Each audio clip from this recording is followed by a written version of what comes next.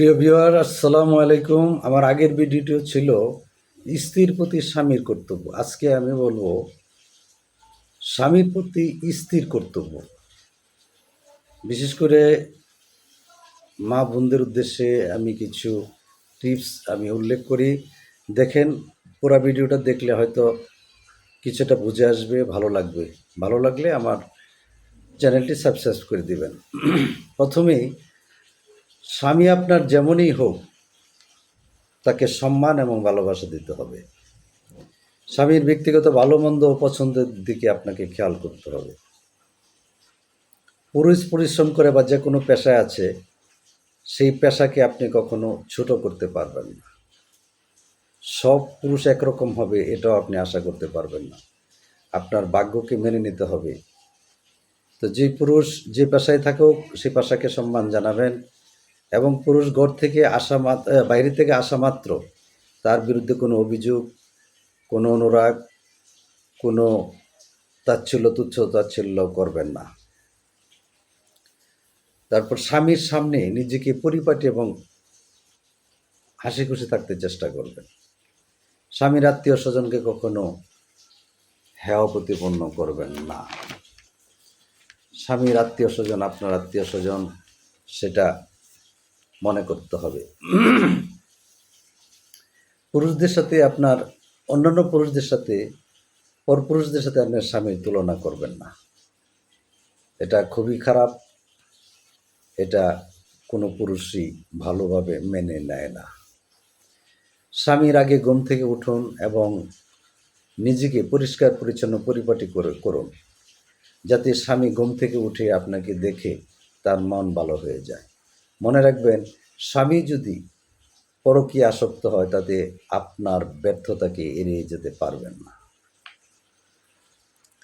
স্বামীর মুখে মুখে আপনি সবসময় তর্ক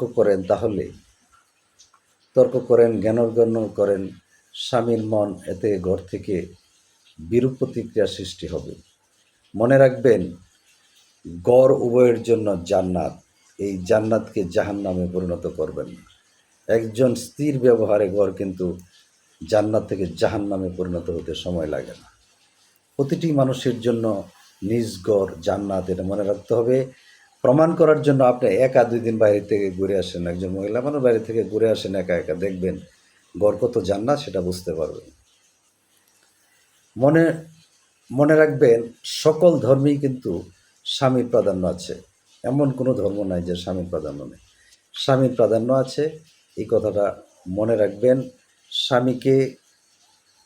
স্বামী আপনার বয়সে বড়, বেশিরভাগ ক্ষেত্রেই স্বামী আপনার পদে বড়, স্বামী ধর্মের দিক থেকে বড়। সেই হিসাবে স্বামীকে অবশ্যই আপনার সম্মান করতে হবে। স্বামীর সম্পদ আপনার নিজের সম্পদ। স্বামীর সম্পদ রক্ষা করবেন এবং কোনো ক্ষেত্রেই আপনার সম্পত্তিকে আলাদা করতে চেষ্টা করবেন না। অনেকেই করে থাকে, এটা করা উচিত নয়। আমার তো মনে হয় গেছে এমনি চলে গেছে না, কেসে যাই হোক। সন্তানের জন্য স্বামীকে কখনো খারাপ ব্যবহার করবেন না, কারণ সন্তান আপনাকে একদিন ছেড়ে যাবে, কিন্তু স্বামী কিন্তু ছেড়ে যাবে না। কথাটা মনে রাখবেন।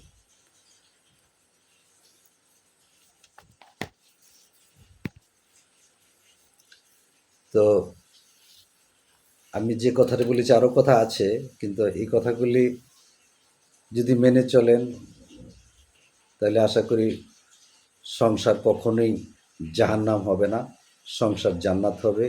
স্বামী স্ত্রীর মিলনে, স্বামী স্ত্রীর দুজনেই কিন্তু চেষ্টা করতে হবে। গড়কে নষ্ট করা যাবে না। আপনি যে যত কথাই বলেন, গড় একটা শান্তির জায়গা। যার গড়ে শান্তি নেই, তার দুনিয়ার কোথাও শান্তি নেই। সুতরাং গড়কে জান্নাত করুন, জাহান্নাম বানাবেন না। সকলকে ধন্যবাদ। ভালো লাগলে আমার চ্যানেলটি সাবস্ক্রাইব করবে, সবাইকে জানিয়ে দেওয়ার জন্য শেয়ার করবে।